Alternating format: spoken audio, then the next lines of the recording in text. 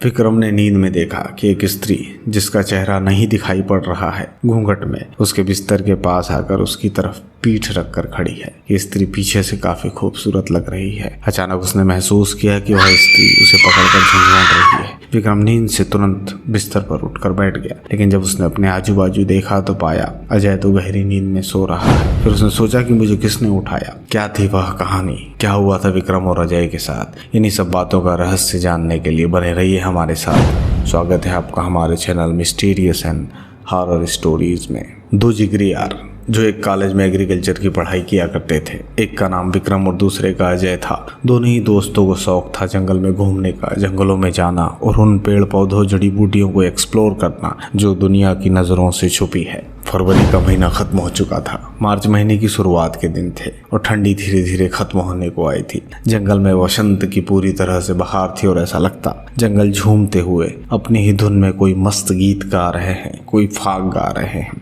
आप सबकी जानकारी के लिए बता दूं कि फाग वह गीत है जो होली के दिन अपनी मस्ती में मस्त होकर गाया जाता है। विक्रम और अजय सतपुड़ा के जंगलों में अपने प्रोजेक्ट से संबंधित किसी काम से आए हुए थे। उन दोनों को अपने प्रोजेक्ट से रिलेटेड कुछ काम था जो अभी खत्म नहीं हुआ था। उन दोनों को अपने कॉलेज से गाइडेंस मिला था कि आप सतपुड़ा के जंगल में आने वाले मीम गांव अगर जाएंगे तो आपको अपने प्रोजेक्ट से संबंधित सभी चीजें वहां मिल सकती है जो कि आपको आपकी थीसिस कंप्लीट करने में मदद करेंगे। जब दोनों मीम गांव पहुंचे तब शाम होने को आई थी और पहाड़ी क्षेत्र में वैसे भी दिन जल्दी डूब जाता है क्योंकि सूरज की रोशनी पहाड़ों के कारण जमीन पर नहीं पहुंच पाती है। उन दोनों ने मन बनाया कि आज कहीं रुक लेते हैं, सुबह अपना काम करेंगे। और जब उन्होंने लोकल के लोगों से बातचीत की तो पता चला यहीं पास में एक बंगला कम गेस्ट हाउस है, पर पता नहीं क्यों सब लोग उसे गेस्ट हाउस के बारे में बात करके थोड़े भयभीत थे। खैर, वह दोनों इस गांव में नए थे, उन्हें इन सब बातों से क्या। वह चल दिए उस गेस्ट हाउस की तरफ, लेकिन पता नहीं क्यों उस गेस्ट हाउस का केयरटेकर उन्हें वहां रुकने से रोक रहा था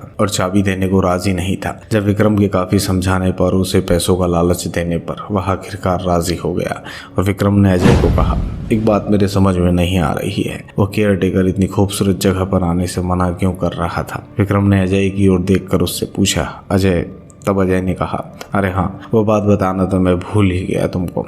वो जो रमन्ना है ना, इस बंगले का चौकीदार या केयरटेकर, उसने बड़ी ही रोचक कहानी सुनाई इस बंगले की। विक्रम अजय के पास आया और अपने कंधे पर के बैग को संभालते हुए अजय की तरफ देखकर पूछा, अच्छा, हमें भी तो सुना क्या है इस वीरान बंगले की वो कहानी। अजय ने अपने कंधों पर का बैग सही किया। वो गेस्ट हाउस के दरवाजे की तरफ चलते हुए विक्रम को इस बंगले पर बीती हुई कहानी सुनाने लगा। अजय ने कहना शुरू किया, कई सालों पहले इसी जगह पर एक सिद्ध तांत्रिक की झोपड़ी हुआ करती थी।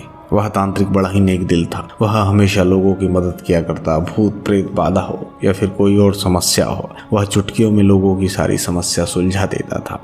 इसलिए लोग भी उसे बहुत मानते थे। कुछ सालों बाद उसकी एक हादसे में अचानक रहस्यमय तरीके से मौत हो गई। लोगों को इस बात का पता चला तो सब वहां इकट्ठा हो गए, लेकिन किसी को भी उसकी मौत का असली कारण पता नहीं चला। उस तांत्रिक ने गांव वालों की बहुत मदद की थी, इसीलिए गांव वालों ने भी उसे अपना समझकर पूरी विधि पूर्वक उसका अंतिम संस्कार उसी जगह पर कर दिया जहाँ वह रहता था। तांत्रिक के गुजर जाने के कुछ ही महीनों बाद इस जगह पर विचित्र घटनाओं का सिलसिला शुरू हुआ। कैसा सिलसिला?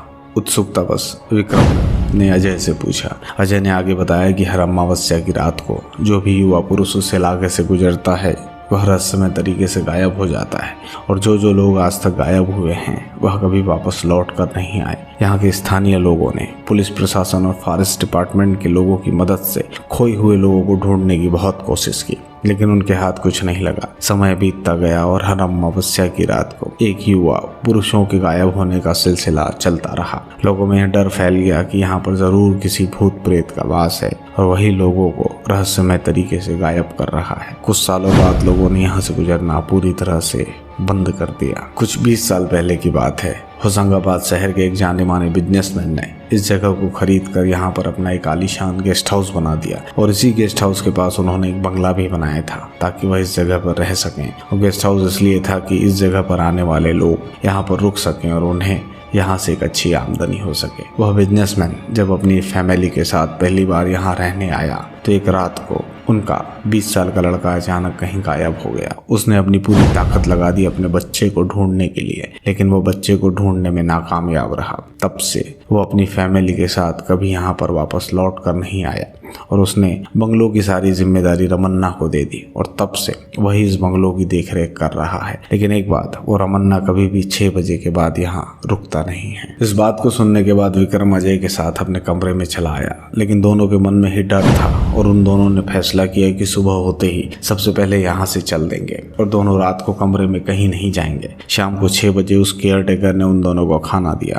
और कहा, अब मैं चलता हूँ। खाना बहुत ही स्वादिष्ट था, या यूं कहें कि भूख की अधिकता के कारण दोनों को खाना काफी स्वादिष्ट लगा। और जब रात को दोनों सोने के लिए बिस्तर पर आए तो मानो विक्रम की आंखों से नींद गायब हो चुकी थी। वह मन ही मन सोच रहा था कि क्या हुआ होगा उस बिजनेसमैन के लड़के के साथ, क्या हुआ होगा घोरी के साथ, क्यों यह जगह एक रहस्यमय है। इन्हीं सवालों के बारे में सोचते सोचते पता नहीं कब नींद आ गई। अभी लगभग थोड़ी देर ही बीती होगी। विक्रम ने नींद में देखा कि एक स्त्री जिसका चेहरा नहीं दिखाई पड़ रहा है, घूंघट में उसके बिस्तर के पास आकर उसकी तरफ पीठ रखकर खड़ी है। ये स्त्री पीछे से काफी खूबसूरत लग रही है। अचानक उसने महसूस किया कि वह स्त्री उसे पकड़कर झंझोड़ रही है। विक्रम नींद से तुरंत बिस्तर पर उठकर बैठ गया, लेकिन जब उसने अपने आजू बाजू देखा तो पाया अजय तो गहरी नींद में सो रहा है। फिर उसने सोचा कि मुझे किसने उठाया। विक्रम मन ही मन सोच रहा था कि यह सपना कैसा, मुझे किसने झंझोड़ कर उठाया और उसे ऐसा क्यों लगा कि उसके बिस्तर के पास कोई खड़ा है। और फिर उसने सोचा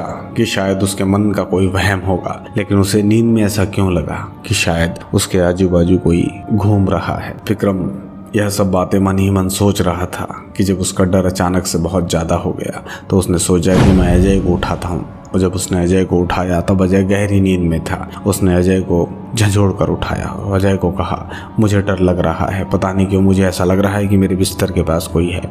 तो अजय ने उससे कहा, तू एक काम कर, मेरे बाजू में आकर सो जा। और विक्रम अजय के पास जाकर सो गया। अभी उन्हें सोते हुए थोड़ा समय ही बीता होगा कि तभी अचानक उन दोनों ने महसूस किया कि कमरे में किसी की आवाज़ आ रही है। यह आवाज़ काफ़ी धीमी और महिला की थी। पहले तो आवाज़ काफ़ी धीरे धीरे थी तो उन लोगों को गहरी नींद में होने के कारण पता नहीं चला, लेकिन जब आवाज़ धीरे धीरे तेज होने लगी तो उन दोनों को महसूस होने लगा कि शायद कमरे में कोई है। इस बार सबसे पहले नींद खुली अजय की और अजय ने धीरे से विक्रम को भी उठाया और विक्रम को पूछा, क्या तुम्हें किसी के हंसने की आवाज़ सुनाई दी? तभी विक्रम ने कहा, मैं तो यह आवाज़ कब से सुन रहा हूँ, बस डर के मारे दबा हुआ था कि शायद तुम इस बार न बोल पड़ो कि तू डर रहा है। विक्रम और अजय दोनों ही आवाज़ सुनकर काफी डर गए थे। उन्होंने निश्चय किया कि अगर हमें कुछ दिखाई देता है तो हम दोनों हनुमान चालीसा पढ़कर उस परलौकिक शक्ति का मुकाबला करेंगे। पर उन्हें कहाँ मालूम था कि आगे क्या होने वाला है। तभी अचानक से उनके कमरे की लाइट चली गई और वह दोनों घुप अंधेरे में बैठे हुए थे, एक दूसरे का हाथ पकड़े हुए, और उन्हें सामने की दीवार से एक स्त्री का चेहरा दिखाई देता है जो कि उन्हें देखकर कुर्रा रही है। तो दोनों काफी डर गए और उन दोनों ने एक दूसरे का हाथ पकड़कर तेज आवाज में हनुमान चालीसा पढ़ना चालू किया। श्री गुरु चरण सरोज रज निज मन मुकुर सुधार, बरनऊ रघुबर बिमल जसों दो दायक फलचार, बुद्धिहीन तनु जान के सुमरे पवन कुमार, बल बुद्धि विद्या देहु मोहि हरहु कलेश विकार। जय हनुमान ज्ञान गुण सागर, जय कपीसति लोक उजागर। जैसे जैसे वह हनुमान चालीसा पढ़ रहे थे वैसे वैसे सामने दिखने वाले प्रेत का चेहरा और भयानक होता जा रहा था। विक्रम और अजय दोनों का बुरा हाल था, लेकिन हनुमान चालीसा पढ़ने के कारण उनके मन में एक भाव यह भी था कि कुछ भी होगा भगवान बजरंग बली हमारी रक्षा करेंगे। और दोनों ने सच्चे मन से हनुमान चालीसा पढ़ना चालू रखा, हनुमान चालीसा का उच्चारण चालू रखा। जब उनका हनुमान चालीसा पढ़ना चालू था तब प्रेत बीच बीच में उनसे कह रहा था, चले जाओ यहाँ से, भाग जाओ यहाँ से। उन दोनों को हनुमान चालीसा का जाप करते करते लगभग रात के 3 बजे का समय हो चला था।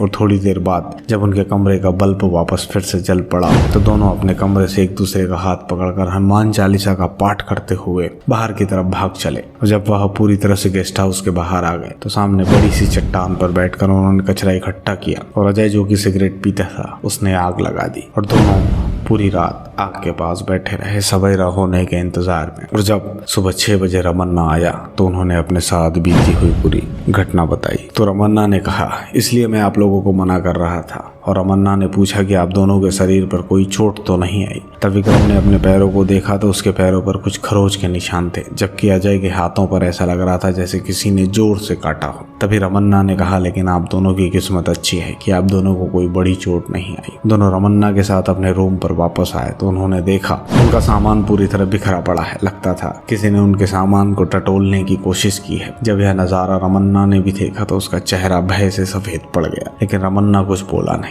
जल्दी अजय और विक्रम ने अपना सामान समेटा और वहां से निकल गए। आज दोनों की उम्र लगभग 55-58 साल की हो चुकी है। जब उन्होंने एक बार उस जगह पर मुलाकात करनी चाहिए तो उन्हें पता चला कि उस इमारत को, उस गेस्ट हाउस को गिराकर समतल मैदान बना दिया गया है। अब वहां पर कुछ पेड़ पौधे और झाड़ियां उगाई है। ऐसा लगता है मानो वहाँ कभी किसी इमारत का कोई नामो निशान ही नहीं था। लेकिन उस गाँव में रहने वाले आजू बाजू के लोग जानते हैं वहाँ पर क्या था और उसका इतिहास क्या है। आज भी जब वह दोनों उस घटना को याद करते हैं तो रोमांचित हो जाते हैं। यह बात वो अपने सभी रिश्तेदारों को, मित्रों को पूरे जोर से सुनाते हैं कि कैसे उन लोगों ने एक प्रेत का सामना किया था और उस प्रेत को हनुमान चालीसा से पराजित कर दिया था। और वह जब दोनों यह कहानी सुनाते हैं तो उनके चेहरे पर आज भी एक भय, एक डर सा बना रहता है। अगर उस दिन उन्होंने हनुमान चालीसा का पाठ नहीं किया होता तो क्या होता उन दोनों के साथ।